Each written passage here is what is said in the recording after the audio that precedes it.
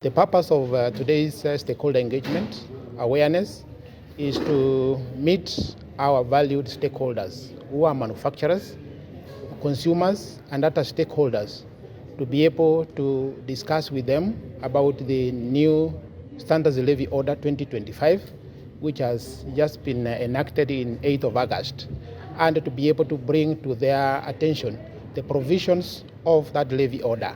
This levy order, as you may be aware, it is what really helps Kebs to be able to provide the services to manufacturers.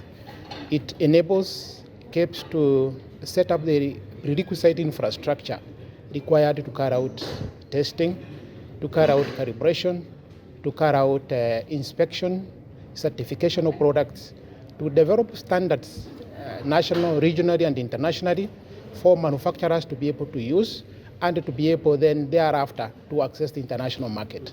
It is an important levy, as it really is an investment which manufacturers are making to ensure that then their products are able to access national, regional, and international market in terms of conformity to international standards. Kebs has done a lot of investment to be able to ensure that then whatever products that are certified through Kebs, products that are manufactured using national standards which are developed by Kebs, are able to access our regional markets and our international markets. This levy, what it has done is that it has exempted very many manufacturers.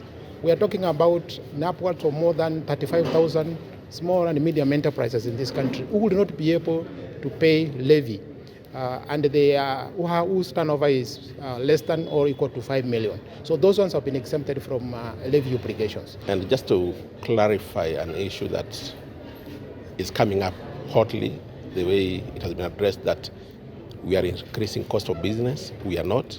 It's still the same percentage, 0.2% of the net turnover. Secondly, we have not increased 1,000 times, but we have capped it at 4 million.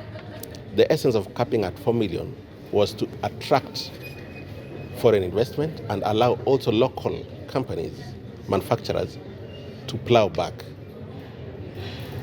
the savings that they are getting from our capping.